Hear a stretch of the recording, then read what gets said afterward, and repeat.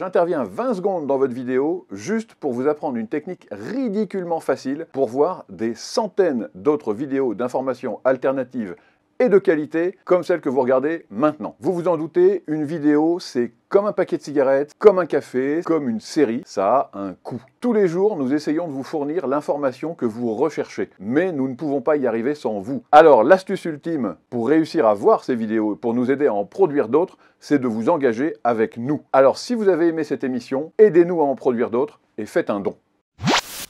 Indépendance totale. 7h, 10h sur Radio Courtoisie, ligne droite, Corentin Périni. Alors c'est le dernier hors-série du magazine L'Incorrect, Manif pour tous, le vrai récit d'une contre-révolution, et je vous propose de lire ce qu'a écrit Arthur de Vatrigan, notre chroniqueur sur Ligne Droite. Te souviens-tu, 10 ans plus tôt, une marée humaine venant de toute la France prenait d'assaut Paris avec pour seule arme des drapeaux bleus et roses, de la conscience qu'un basculement civilisationnel était en jeu. Nous sommes en 2013 et la loi du mariage dit pour tous s'apprête à être votée à l'Assemblée. 2 fois défilés, ils étaient 1 million à défiler dans les rues, sans syndicats, sans parti, sans argent public, pas un abribus de cassé, pas un cocktail Molotov jeté à la tronche des flics. C'était la France bien élevée, trop, diront certains. Les ricaneurs du matin de la radio d'État, les humiliants à chaque chronique, les ânes de quotidien se moquaient comme des analphabètes bourgeonneux, des fringues trop provinciales et des prénoms trop vieille France. Les lobbies LGBT s'engouffraient dans la brèche pour raconter que l'homophobie hantait la France des clochers, s'inventant des agressions homophobes à chaque coin de rue. Alors pour en parler ce matin, nous sommes avec Ludovine de la Rochère, présidente du syndicat de la famille. Bonjour Ludovine de la Rochère. Bonjour. Nous sommes avec Frigide Barjot. Bonjour Frigide Barjot. Alias Virginie Tellen. Alias Virginie Tellen. Alors on a le droit de le dire, c'est officiel. Bah oui, bon. oui. Écoutez, Ah oui, il y a un moment. Donc vous êtes délégué général de l'Avenir pour tous. Et puis nous sommes avec monsieur, est-ce que vous pouvez me rappeler votre nom, votre titre? Donc Arnaud Menonville et je suis président de l'Avenir pour tous. Président de l'Avenir pour tous. Et surtout, c'était un manifestant de base à l'époque. Et c'était Parce que là, vous avez 2 organisatrices. Voilà, 2 organisatrices. Mais on est aussi avec un représentant de ces millions, enfin de ce million qui s'est renouvelé à plusieurs reprises et qui nous dira pourquoi il était là. Alors justement, comment est née la Manif pour tous? On le rappelle, c'était il y a déjà 10 ans. Eh bien, il est né grâce à François Hollande et son engagement 31, qui m'a fait bondir le 6 mai 2012. Et donc, j'avais connu notre amie Ludovine précédemment, ici même. Enfin, tu nous avais invité avec Jean-Marie. Tu m'avais invité avec Jean-Marie Le Mesnier. Oui, absolument. Mais en fait, avant, tu m'avais appelé. Je travaillais à ce moment-là à la conférence des évêques de France. Tu m'avais appelé quand tu défendais le pape Benoît XVI. Et avant, tu préparais des plateaux de télé. Et il s'agissait de réfléchir ensemble aux meilleurs arguments pour défendre le pape.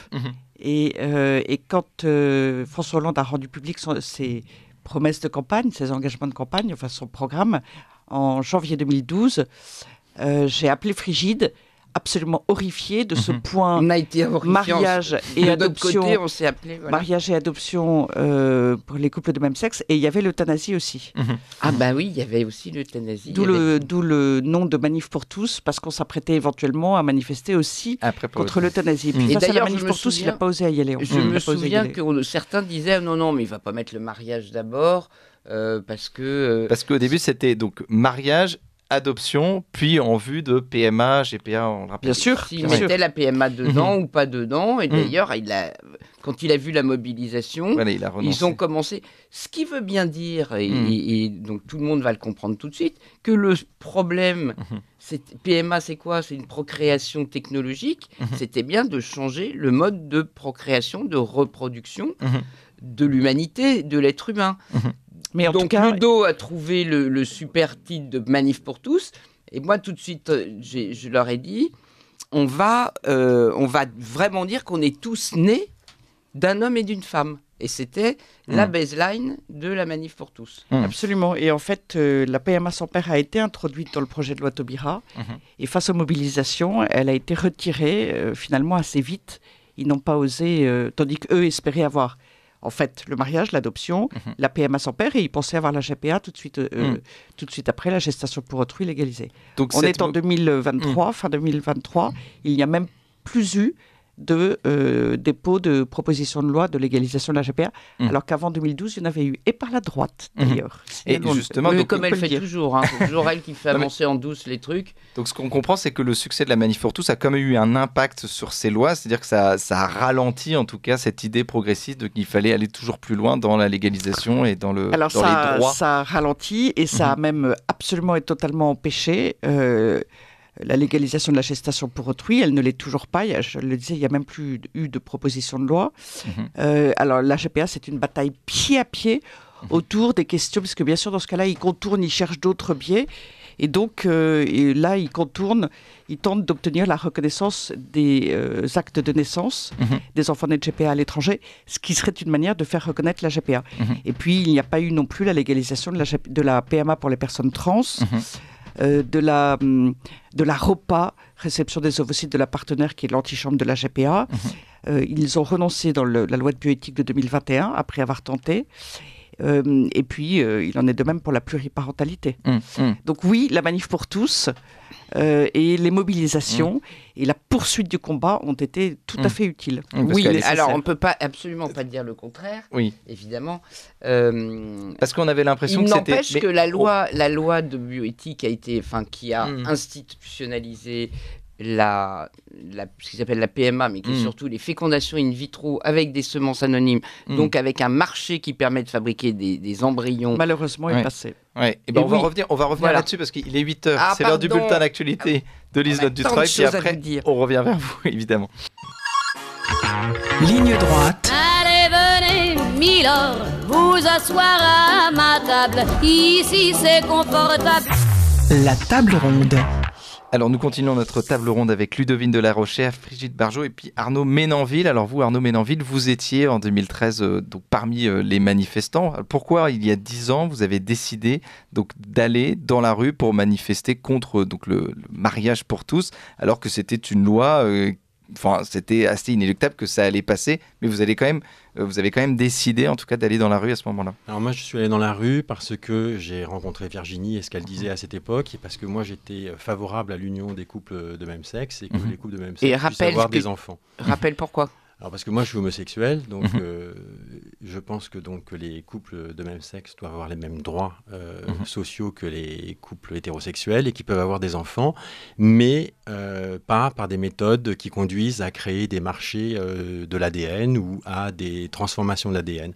L'ADN appartient, il doit être suivi et il appartient aux gens à chacun d'entre nous, on a chacun le nôtre, et on ne peut pas en faire un commerce ou les distribuer n'importe comment. Et donc voilà, c'est pour montrer aussi la diversité qu'il y avait à ce moment-là à la Manif pour tous. Alors c'est à ce moment-là, Brigitte Barjot, en tout cas c'est ce qu'a titré l'Incorrect, c'est une contre-révolution. Pourquoi c'est une contre-révolution la Manif pour tous à ce moment-là ? Eh bien parce que personne n'attendait que le peuple, honnêtement le peuple, parce que c'est vraiment parti de 2 mères de famille, plus il y avait Xavier avec nous, Albéric Dumont, qui est toujours vice-président du syndicat de la famille. Voilà, mais qui était l'homme de l'organisation de la sécurité des manifestations, parce que ça ne se fait pas comme ça. On ne croit pas qu'on claque dans les doigts. 1 million de personnes, descendre comme ça, c'est une énorme organisation. Et qu'on ait décidé, et puis que finalement se soit levé. Ça n'est pas arrivé, dans l'histoire de la Ve République, à aucun moment, d'une façon aussi populaire et citoyenne. On nous parle toujours des manifestations pour l'école libre, c'est vrai, mais derrière, il y avait un énorme réseau, c'est celui de l'école privée. Là, on s'est tous levés, on a appelé nos familles. Sans syndicats, sans... Voilà, alors des associations, on ne va pas quand même se cacher, et aussi l'église derrière les paroisses. Moi, je suis quand même allé bien voir les évêques et les secouer et leur dire, vous ne pouvez pas laisser passer ça. On ne peut pas être croyant dans l'incarnation et que l'être humain est fait homme et femme à l'image de Dieu et tout laisser exploser dans l'organisation de la société en fichant en l'air cette union qui protège la procréation, qui protège le couple et qui protège les enfants, c'est-à-dire la famille. Bien, donc... Oui, je pense que, mais de toute façon, que les gens étaient prêts parce que ils sentaient se déliter de plus en plus les choses et que tout d'un coup, il s'est passé cette petite flamme qui fait que les gens se sont dit, bon, bah ça y est, trop c'est trop, là on va y aller, on va descendre, et effectivement, c'est contre-révolutionnaire au sens où ça va contre le progressisme du marché qui avale tout et qui avale notamment l'être humain à son engendrement. Alors Ludovine de la Rochère, là-dessus, sur le trop c'est trop, c'est pour ça que ça a été une contre-révolution, c'est-à-dire que c'est une accumulation, on peut le dire même depuis mai 68, Bah oui. c'est une contre-révolution par rapport à mai 68. Alors, la guerre, même. Il faut pas. Je pense qu'on peut, à vrai dire, sur un plan un peu sur le plan des sciences politiques, il faut bien voir la filiation. C'est-à-dire qu'on est bien dans une extrême gauche, enfin un progressisme enraciné très à gauche. Jean-Luc Mélenchon est le descendant de Robespierre, qu'il vénère, il en est l'héritier. On est bien aussi dans cette filiation historique. Mai 68 est la fille de la Révolution, et Vincent Payon en 2012 disait il faut poursuivre la Révolution, il faut aller jusqu'au bout, elle s'est arrêtée en cours de route, et il disait il faut arracher l'enfant à ce qu'il appelait les déterminismes familial, social, ethnique, intellectuel. Et donc en réalité il y a une longueur dans l'histoire, un temps historique dans lequel on peut considérer que la Manif pour tous s'est inscrite. Alors néanmoins, dans le fait qu'il y ait eu un monde considérable en 2012, 2013, 2014, etc., même si le plus majeur a été 2013, je pense qu'en touchant au mariage, en remettant en cause le mariage, on remettait en cause un idéal, un symbole, un imaginaire. Et je pense véritablement que les Français, ou de très nombreux Français, ont été pris au cœur, pris aux tripes, d'où cette réaction extrêmement forte. Je pense que Frigide a joué un rôle très important dans cette mobilisation très décomplexée, très diverse, très massive.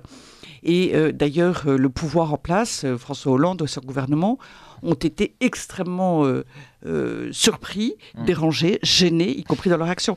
Et Le Monde disait, à la fin du quinquennat de François Hollande, lorsqu'il n'a pas pu se représenter, Le Monde disait que la mobilisation de la Manif pour tous, la façon dont on avait gêné considérablement le pouvoir dans son action, il y avait tous les accueils de ministres notamment, et bien finalement avait largement contribué à empêcher François Hollande de pouvoir se représenter. Donc c'est effectivement sur un plan historique. Il a même annoncé qu'il démissionne. Il n'a pas démissionné, mais il a renoncé. Il ne s'est pas représenté. Il a renoncé à se représenter. Et donc, c'est un pan de l'histoire, et sous la pluie avec ses lunettes pleines de boue. C'est un pan de l'histoire important, histoire du combat des idées, histoire de France, et ce hors-série de l'Incorrect est tout à fait exceptionnel parce que, pour la première fois, la vraie histoire de ce combat est écrite et elle est publiée. Jusqu'à présent, il y a eu pas mal de livres, il y a eu des milliers, des dizaines de milliers d'articles de presse, largement mensongers, de la propagande, parce que leur seul argument, c'était de nous accuser soi-disant d'extrémisme, d'homophobie, soi-disant on se serait radicalisé. Tout cela, évidemment, est absolument faux.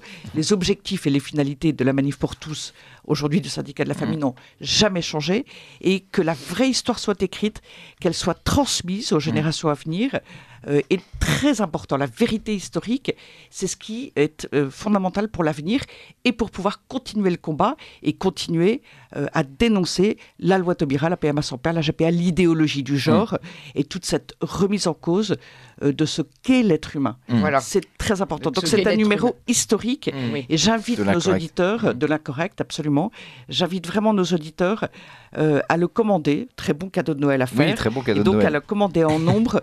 Avec à de le très belles diffuser. photos. Absolument. Regardez les Frigide très Bardot belles est photos. contente de sa photo.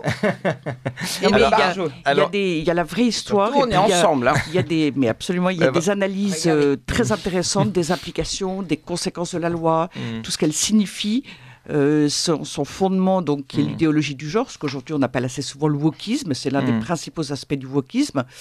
Et donc il y a des philosophes, des spécialistes des sciences politiques, des juristes.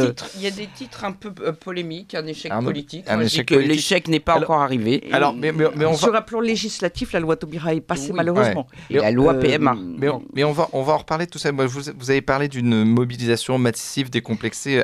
Arnaud Mélenville, à ce moment-là, la communication est, on va le dire, est assez vive, très pour une France plutôt bien élevée, plutôt conservatrice. Ça en a étonné plusieurs. Et en même temps, vous, il y a cette communication vive, bon enfant. Et puis, vous avez dû découvrir les caricatures à l'époque, notamment des médias plutôt de gauche, on va dire plutôt bien pensants, qui, eux, vous traitaient d'homophobes et de fascistes. Vous avez découvert que vous étiez homophobe et fasciste parce que vous étiez parmi les manifestants. C'était un gay homophobe. Voilà, c'est ça. Donc, quelque part, je vis un paradoxe. Donc, je continue de le vivre a priori et je le vis bien. Donc, voilà. Mais comment vous avez fait face justement à ces caricatures à l'époque? Quand vous écoutez, par exemple, on va le citer, un quotidien, le journal quotidien qui a expliqué que c'était la France rance. Vous vivez ça? Vous aviez l'impression que c'était la France rance qui était dans la rue à ce moment-là? Moi, je pense qu'il y avait une France qui ne comprend pas les choses.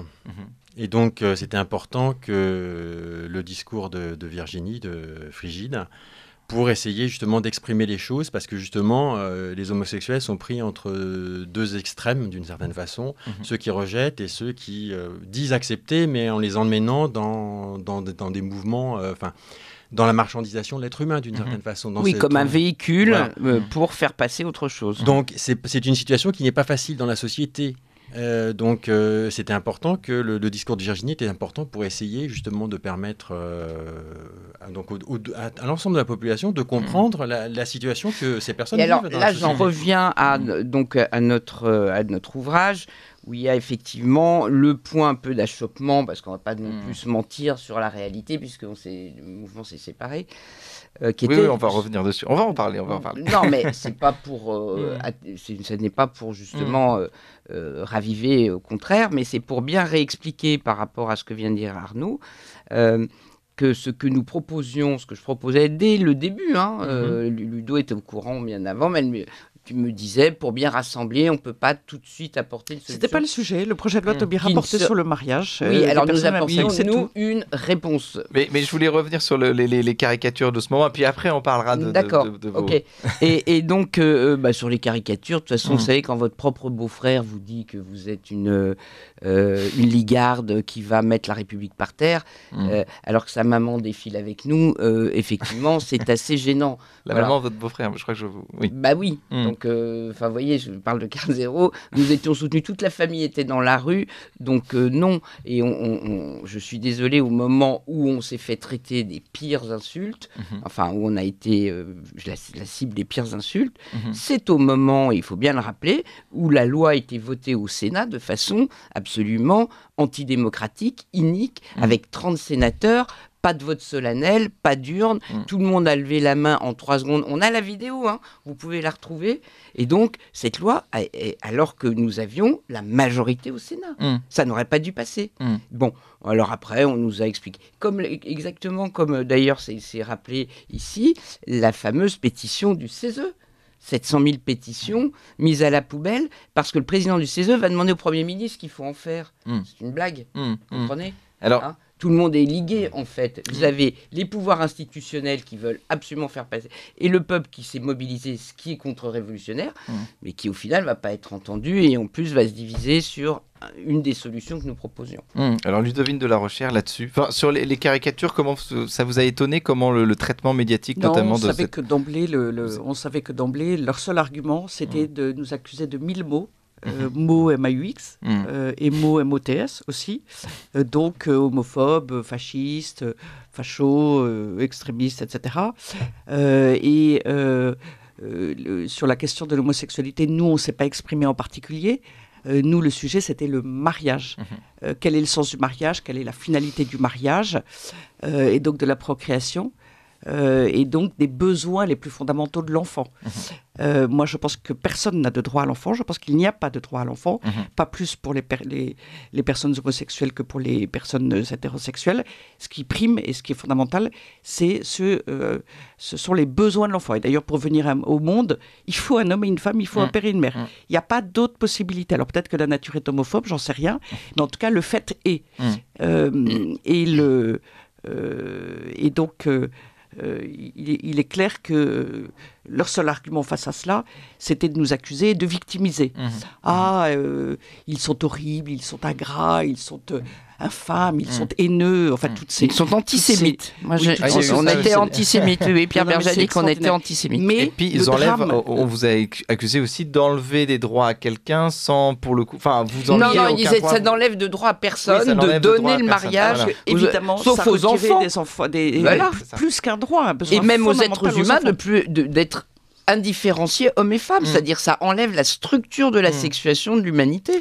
Dans l'idée, le fondement, tout à l'heure je disais que le fondement de la loi Taubira du mariage de personnes de même sexe et de l'adoption qui va avec, je disais que le fondement est l'idéologie du genre, c'est-à-dire que effectivement dans leur esprit, un couple de 2 hommes ou un couple de 2 femmes ou un couple homme-femme, eh bien ça revient au même pour se marier et fonder une famille. Et ça n'est pas vrai, ça ne revient pas au même. Et d'ailleurs, quand la loi parle d'égalité, on parle d'égalité entre les personnes, une égalité entre les couples, ça n'a pas de sens puisque, au regard de la procréation, des couples constitués différemment n'ont pas tout simplement n'ont pas les mêmes capacités. Oui, mais Maludo, tu sais très bien pourquoi. Mais la victimisation était le fondement et leur seul argument. Mais ça fonctionne parce que personne n'a envie d'être prétendument haineux. Et puis surtout, ça montait de la violence, la conflictualisation, la haine. Et dès que vous divisez comme ça les populations, même les gens qui étaient le plus favorables au départ ont eu peur parce que c'était violent.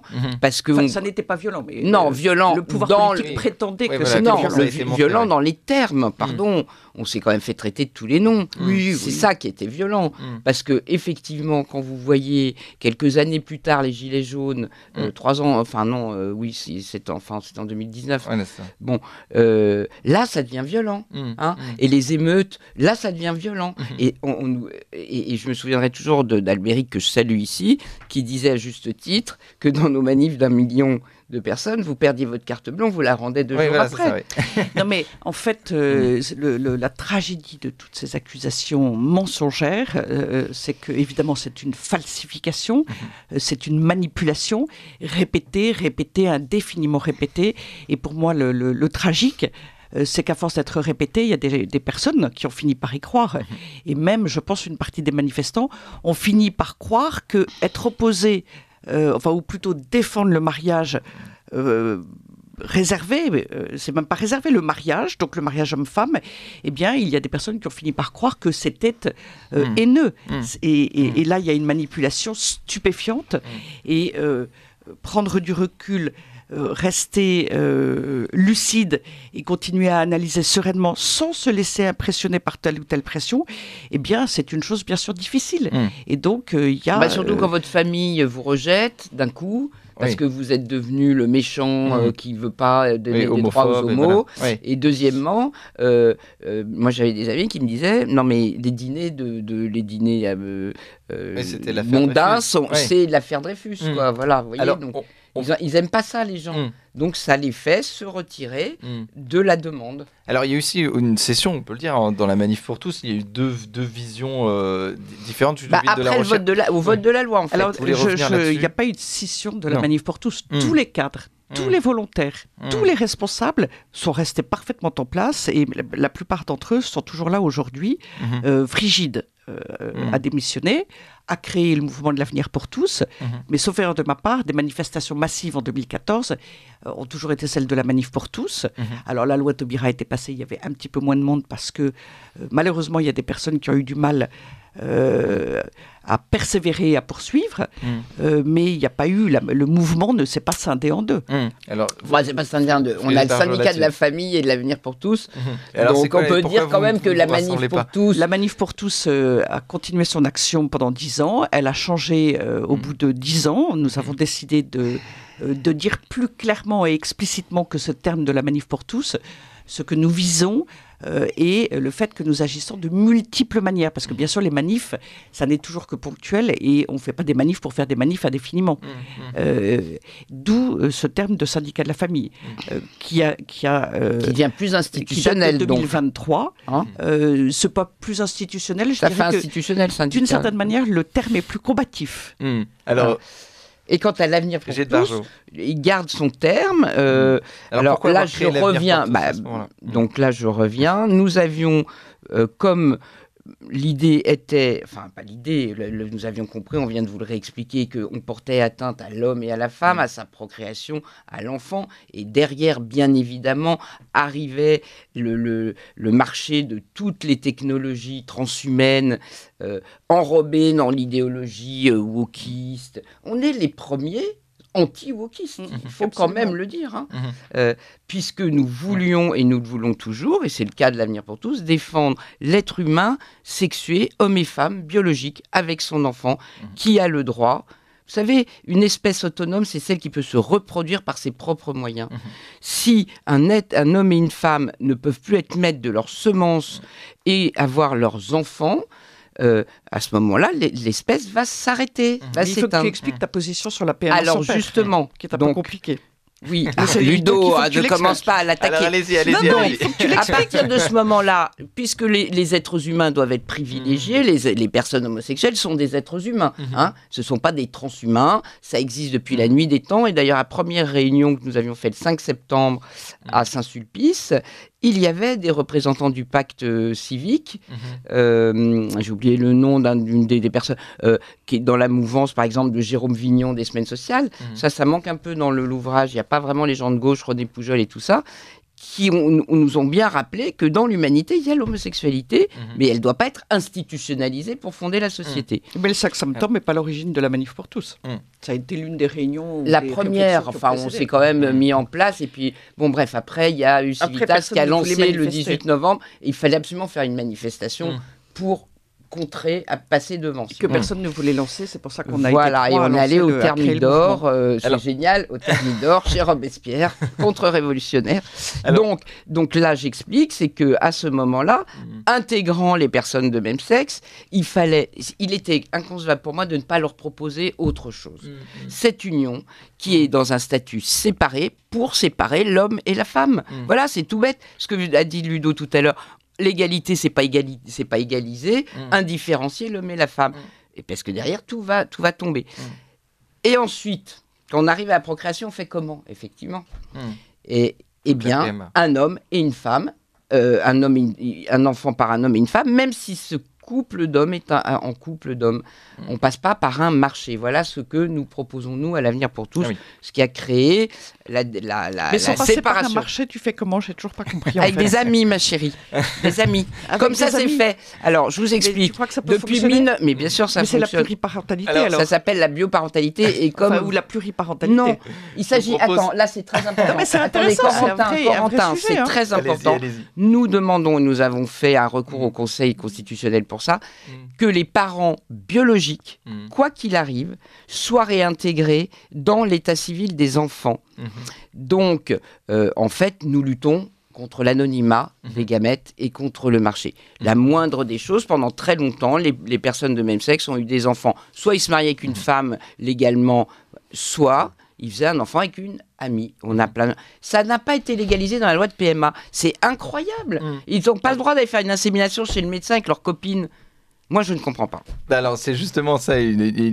Voilà, on sent bien la différence. Non, mais c'est juste une possibilité. Je voulais revenir sur les prochains combats, parce qu'évidemment, on en a un petit peu parlé. Notamment, il y a tout un article d'Olivier Ray. Vous avez parlé du wokisme tout à l'heure, et notamment le wokisme serait les prémices aussi au transhumanisme. Mais c'est le prochain combat, c'est l'argument de la transhumanité, bien sûr. On vous enrobe tout ça dans des tas de machins, de genres, de wokisme, de trucs, pour qu'on comprenne rien de ce qui se passe. Pour clarifier les choses, ce qu'on appelle le transhumanisme, c'est la volonté d'augmenter l'homme au-delà de ses capacités naturelles. Et le remplacer. Quand on prétend que deux hommes ou deux femmes peuvent avoir un enfant ensemble, on est dans une logique transhumaniste. Alors aujourd'hui, on ne sait pas techniquement encore faire, alors que un jour, on pourra prendre des cellules de peau, les cloner, et puis parvenir à une formes de procréation technicisées dont on prétendra que ce seront des clones, mais on prétendra que ce sont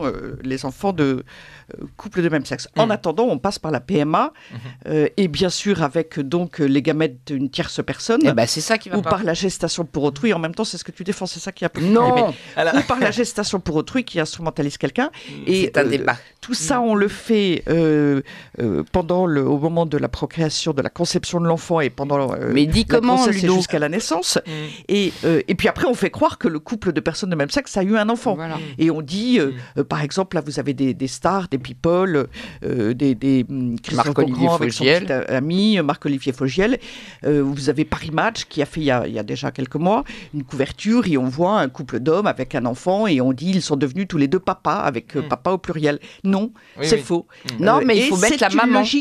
Et c'est une logique absolument transhumaniste puisque on est au-delà des possibilités et de la c'est une capacité. augmentation de l'homme à Et ce puis, moment-là. à partir de là, il faut bien voir que dès lors qu'il y a une procréation médicalement assistée, donc une fécondation in vitro, parce que dans la PMA, il y a plusieurs techniques, mais en l'occurrence, alors que ce sont des personnes en tant que telles fertiles, qui pourraient, avec une personne du sexe opposé, avoir un enfant, on fait une fécondation in vitro, et puis au passage, où ça se fait aussi pour le couple homme-femme, au passage de la fécondation in vitro, on fait un screening génétique, on a le choix du sexe, on achète des gamètes sexuelles donc d'une tierce personne, et puis tout ça évidemment est payant, anonyme. etc. Donc il y a tout un ensemble d'implications, de conséquences majeures et qui sont dans cette logique transhumaniste. Et ben Je vais aller on va finir. business. Oui. Non, malheureusement, on est obligé de se quitter là. On vous invite La à prendre numérisation. un café toutes les D'accord. deux, Non, justement, mais pour Mais nous le continuer, faisons régulièrement. pour continuer cette table ronde. Bien sûr. Ce que je veux dire, je finis avec ce que je